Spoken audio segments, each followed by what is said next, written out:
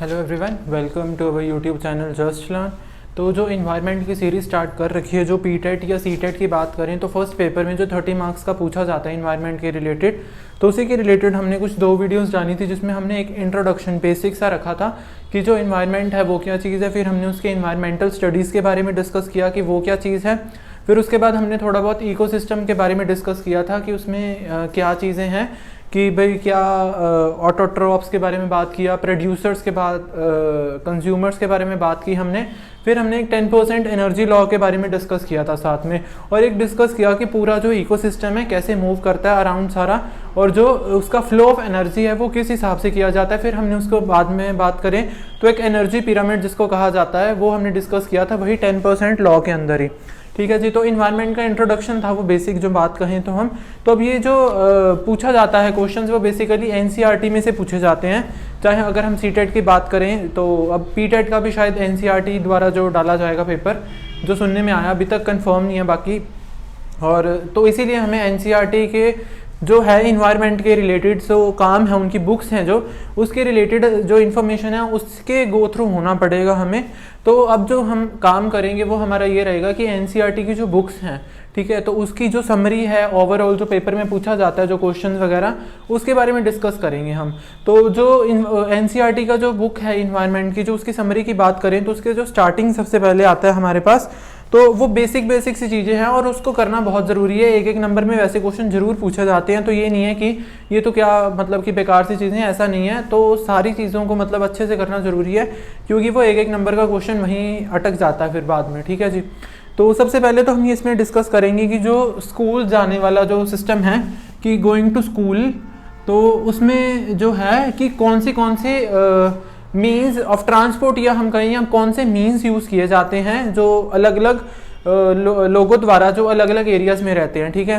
तो going to school वाला जो कंसेप्ट आएगा, सबसे पहले अगर हम बात करें तो अगर मैं बात करूं कि कैमल कार्ट जो है वो कौन सी सिटी में या कौन से स्टेट में यूज़ किया जाता है, तो वो मैं बताऊं तो वो राजस्थान आएगा हमारे पास। कैमल कार्ट जो है वो कहाँ यूज़ किया जाता है, वो हमारे पास राजस्थान आएगा। ठीक है जी।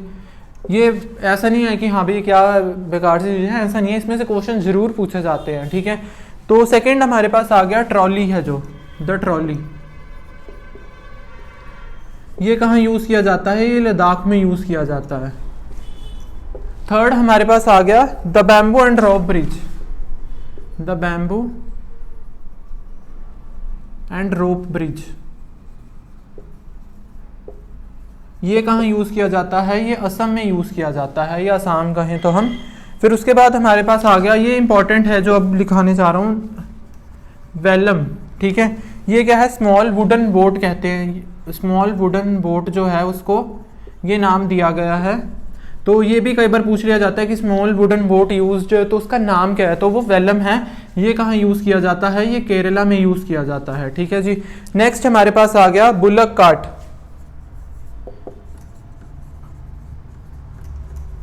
ये कहाँ यूज़ किया जाता है, विलेजेस इन प्लेन्स। ठीक है। जो माउंटेन्स नहीं, दूसरे प्लेन एरिया हैं जो उसमें विलेजेस हैं उसमें यूज़ किया जाते हैं ये बुलक कार्ट्स। ठीक है जी।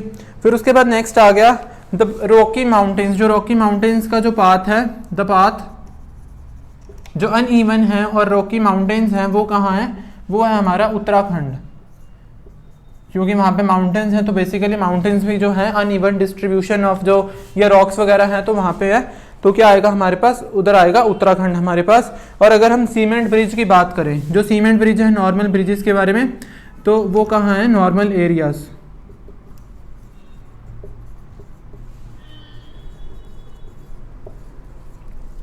नॉर्मल एरियाज में। ठीक है जी।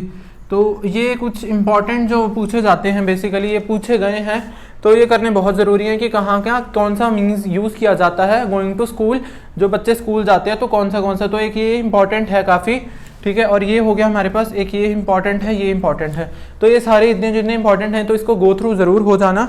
फिर उसके बाद हमारे पास आ गया कि a bird has its eyes on its head, कि जो बर्ड्स हैं उनकी आइज़ जो हैं वो हेड के पास होती हैं। जनरली जो ह्यूमन बींग्स हैं उनसे थोड़ी ऊपर रहती हैं, जो हेड के पास रहती हैं बिल्कुल, जो उनकी आईज़ हैं। और जो उनकी ईयर्स हैं वो बहुत मतलब कि छोटे छोटे होल्स होते हैं जिनके द्वारा उनको सुनाई देता है। और वो जो उनके होल्स हैं तो वो किसके द्वारा ढके गए होते हैं, वो फीदर्स के द्वारा, जो उनके फीदर हैं, जो उनके पंख हैं उसमें जो ढके होते हैं। तो ये क्वेश्चन पूछा गया था कि हाँ भाई जो बर्ड्स हैं उनके ईयर्स होते हैं या नहीं होते हैं। ठीक है, होते हैं, विजिबल नहीं होते हैं क्योंकि वो फीदर्स में ढके होते हैं और बहुत छोटे छोटे होल्स होते हैं। ठीक है जी। और जो उनकी आईज हैं, जो बर्ड्स की आईज हैं हमारे पास, वो क्या चीज़ हैं, वो एक जगह पे फोकस ज़्यादा, मतलब मैं कहूँ तो कि ज़्यादा फोकस जो उनका है एक चीज़ पे रहता है। वो दोनों डायरेक्शंस में उनका ध्यान जा सकता है बट वो उतना ध्यान नहीं जाता है जितना वो एक मतलब कि दोनों आई से अपनी एक जगह पे फोकस कर सकते हैं। ठीक है, तो ये बर्ड्स के बारे में हमने डिस्कस किया। इसके रिलेटेड क्वेश्चन पूछा गया था लास्ट बार भी सीटेट में कि हाँ भी जो बर्ड्स के है ईयर्स होते हैं या नहीं होते हैं। तो हाँ होते हैं ईयर्स, और वो स्मॉल स्मॉल होल्स होते हैं उनके, जो फीदर्स में ढके हुए होते हैं, तो हमें दिखते नहीं है। ठीक है जी। फिर उसके बाद लिजर्ड्स के भी यही सेम चीज़ है कि उनके भी जो है ईयर्स होते हैं स्मॉल स्मॉल। उसके बाद क्रोकोडाइल की बात करें तो क्रोकोडाइल की भी बिल्कुल आईज हैं, जो उसके ऊपर बिल्कुल छोटा सा उधर होल बना होता है। अभी डायग्रामेटिकली तो नहीं बता सकते बट होता है वो, चाहे आप सर्च कर लेना। तो बिल्कुल आईज हैं जो उनके ऊपर बिल्कुल छोटे छोटे होल हैं, तो उनके भी ईयर्स होते हैं। ठीक है जी। तो ये हो गया हमारे पास एक जो इंपॉर्टेंट पूछा जाता है कि लिजर्ड्स के ईयर्स होते हैं यानी, ऐसा क्वेश्चन भी पूछा गया था एक बार। ठीक है जी। फिर उसके बाद आ गया कि हमारे जो एनिमल्स हैं, ठीक है, हमारे जो एनिमल्स हैं उनका जो पैटर्न है, जैसे मैं ज़ेब्रा की बात करूं कि उसके ऊपर ब्लैक और वाइट जो लाइंस हैं, वो एक जो पैटर्न है वो क्यों है, that are due to their hairs, that are due to their hairs. ये लग रहा होगा कि हाँ भी ये कैसी आसान सी चीज़ें हैं, बट इसी में से क्वेश्चन जो है पूछे जाते हैं ज़रूर। और ये जो वीडियोस हैं आप इससे, ये समरी है पूरी एनसीईआरटी की, जितनी भी वीडियोस बनेंगी तो इसके गो थ्रू ज़रूर हो जाना। इससे आराम से 20+ जो मार्क्स हैं आप अटेन कर सकते हैं 30 में से। ठीक है जी। तो अभी ये क्वेश्चन आ गया कि different patterns on the animals are due to which thing on their skins. तो हेयर आएगा हमारा आंसर। ठीक है जी। एनिमल्स विद ईयर, ईयर जो एनिमल्स हैं, या मैं बर्ड्स की बात करूं जिनके ईयर्स हैं, ठीक है, जिनके ईयर्स हैं, ठीक,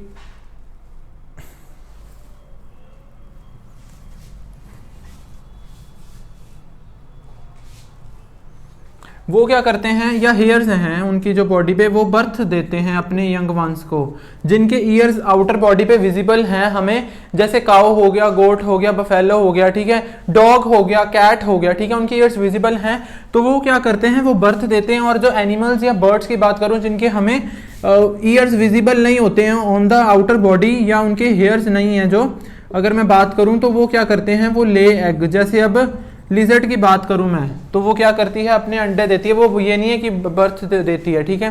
सिमिलरली बर्ड्स की बात करें तो वो भी अपने जो है अंडे पहले ले करते हैं, फिर उसके बाद जो है बर्थ होता है जो उनके। तो जो ये भी क्वेश्चन इंपॉर्टेंट है कि जो ईयर्स आउटर हमें बॉडी पे दिखते हैं वो चीज़ें हैं, और हेयर हो जिनके तो वो क्या करते हैं, वो बर्थ देते हैं।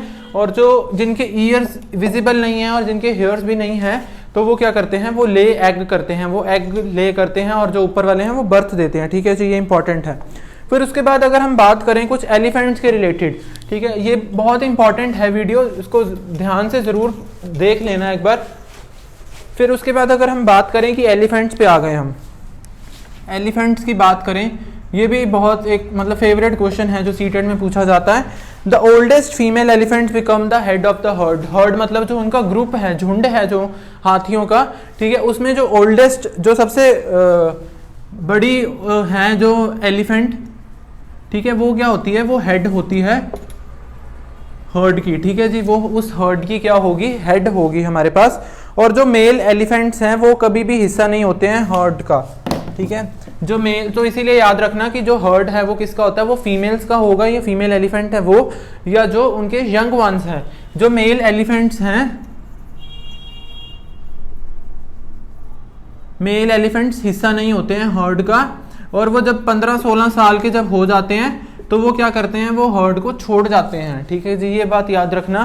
फिर उसके बाद आ गया there's no male elephant in the herd, they left. जब वो 14 से 15 ईयर्स के हो जाते हैं तो वो क्या करते हैं, अपना जो झुंड है वो छोड़ जाते हैं। तो जो हर्ड है उसकी जो ओल्डेस्ट एलिफेंट है वो हेड होगी, और जो उसमें मेल एलिफेंट्स नहीं होते हैं। ठीक है, एन एडल्ट। फिर उसके बाद आ गया कि एक एडल्ट एलिफेंट है जो, एक एडल्ट एलिफेंट है जो वो एक दिन में कितना कम से कम 100 किलो खाना खा जाता है, या अगर बात करें 100 किलो तक जो अपना लीव्स हैं या ट्विग्स हैं वो खा सकते हैं, लीव्स या ट्विग्स की बात करें हम तो, ठीक है जी।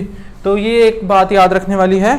एलिफेंट स्लीप्स कितना टाइम सोते हैं, वो 2 से 4 घंटे, ये भी इंपॉर्टेंट क्वेश्चन है। Elephant स्लीप्स for 2 to 4 hours a day, ठीक है, 2 से 4 घंटे वो सोते हैं, एक अगर 24 घंटे में बात करें एक दिन में या रात में जो, ठीक है।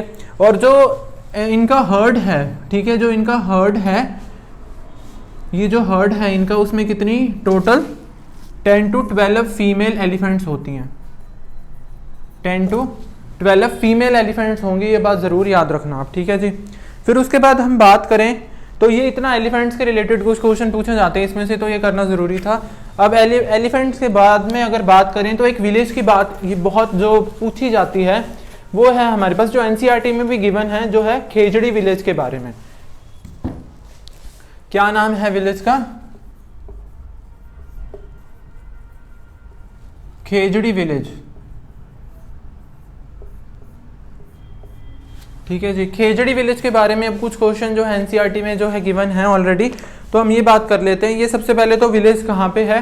This village is near Jodhpur,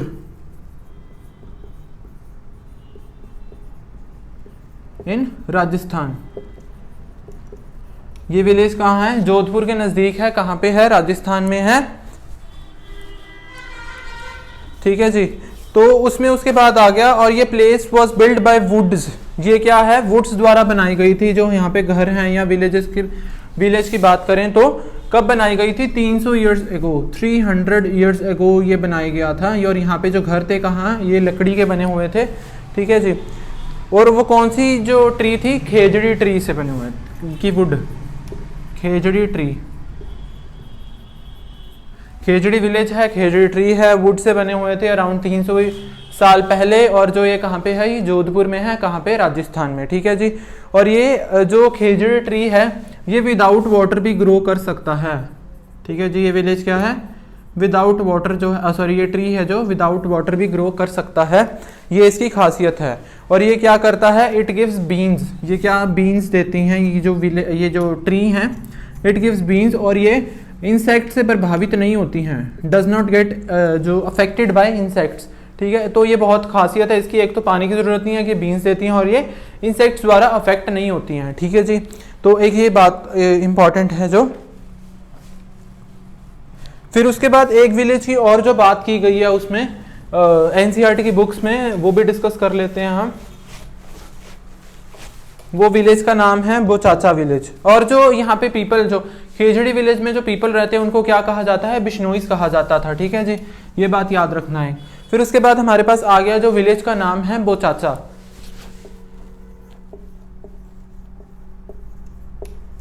ठीक है। बोचाचा विलेज जो है, जस्ट वेट अ मिनट। फिर उसके बाद में जो बोचाचा विलेज की जो बात की गई है उसमें एक स्टोरी है जो हनी बीज के रिलेटेड जो स्टोरी दी गई है, तो इसीलिए उसके बारे में डिस्कस करेंगे अब कि हनी बीज वगैरह जो हैं उसकी क्या अगर बात करें लाइफ स्पैन है, या वो कितनी बार एग्स ले करती हैं, उनके जो हाइव्स हैं उसमें क्या क्या चीज़ें हैं, तो वो डिस्कशन करते हैं। बोचाचा विलेज कहाँ पे है? सबसे पहले तो ये बहुत इंपॉर्टेंट क्वेश्चन है, ये कहाँ पे है? मुजफ्फरपुर में। मुजफ्फरपुर डिस्ट्रिक्ट कौन सा है? बिहार, ठीक है जी। ये बिहार डिस्ट्रिक्ट में है मुजफ्फरपुर जो है। फिर honey bees lays their eggs from October to December, ठीक है। अक्टूबर टू दिसंबर हैं जो हनी बीज हैं, जो अक्टूबर टू दिसंबर अपने जो एग हैं वो ले करते हैं, ठीक है। फिर every beehive has one queen bee that lays eggs, ठीक है। एक जो पूरी जो हाइव्स हैं इनकी, ठीक है, जो इनका छत्ता है उसमें क्या है? एक क्वीन बी होती है जिसका नाम मतलब क्या है? वो क्वीन है जो, ठीक है, वो क्या करती है? जो अंडे देती है। क्वीन बी सिर्फ ले एग, और जो बाकी जो बीज हैं उसमें क्या होंगी? वो बाकी जो हैं वो वर्कर बीज होती हैं। वो क्या होती हैं? वो वर्कर बीज होती हैं। और कुछ फ्यू मेल्स ही होते हैं जो हाइव में होते हैं, नहीं तो बेसिकली सारी फीमेल्स होती हैं। ये बात रखना, जो एग ले करती है वो उस बी का क्या कहते हैं? क्वीन बी कहते हैं। और बाकी जो बीज हैं वो क्या रहती हैं? वो वर्कर्स रहती हैं, ठीक है। और हनी बीज लेज और ये वो चाचा विलेज कहाँ पे है, इट इज़ इन मुजफ्फरपुर, कहाँ पे, बिहार में है। ये इंपॉर्टेंट है जो इसके रिलेटेड, ठीक है। फिर उसके बाद जो आ गया हमारे पास,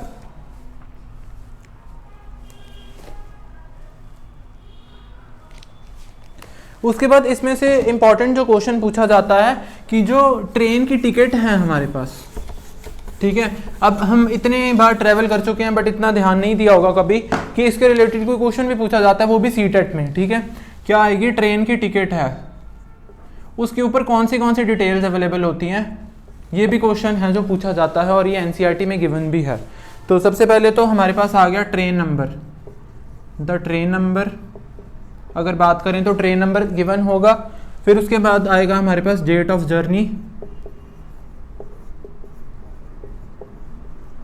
ठीक है। डेट ऑफ जर्नी के बाद हमारे पास आएगा सीट नंबर, या और बात करें तो birth number, sorry birth number तो सीट नंबर ही हो गया, और साथ में कोच नंबर।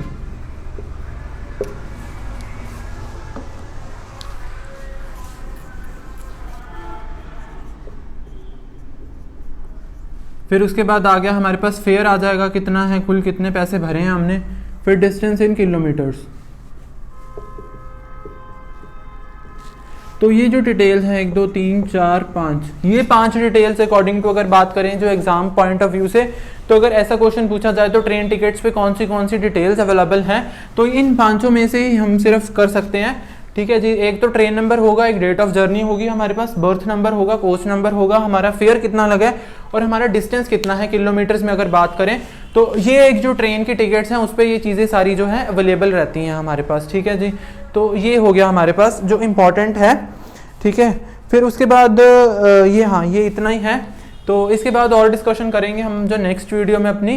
तो ये चीज़ें माना कि लग रहा है कि हाँ भी आसान सी हैं, बट इन्हें करना बहुत ज़रूरी है। इसमें से क्वेश्चन पूछे जाते हैं और पूछे भी गए हैं बहुत सारे क्वेश्चंस, अभी और बहुत डिस्कशन करने वाली बाकी है। और एग्जाम भी आपका बहुत जल्दी जो दिसंबर में आने वाला है, जो बात की जा रही है, तो सिलेबस भी जल्दी ख़त्म करेंगे हम फटाफट इसका। तो ये है कि समझ आना चाहिए, जितना करके जाओ वो अच्छे से करके जाओ कि उसमें से क्वेश्चन आए तो वो अटैम्प्ट हो पाए आपसे, ठीक है। तो ये वीडियो से गो थ्रू हो जाना, और बहुत इंपॉर्टेंट इन्फॉर्मेशन है ये एनसीईआरटी की। अगर बात करें एनवायरनमेंट के रिलेटेड जितना भी है, वो समरी है जो कुछ जो क्लासेस की, तो उसके रिलेटेड है ये वीडियो। और ऐसी और वीडियोस आप शुरू हो जाएंगी, फटाफट हम करेंगे सिलेबस को ख़त्म। तो अगर आपको वीडियो पसंद आए तो इसे ज़रूर लाइक कर देना और शेयर कर दें, और अगर आप हमारे चैनल पर नए हैं तो उसे ज़रूर सब्सक्राइब कर लें। Thank you.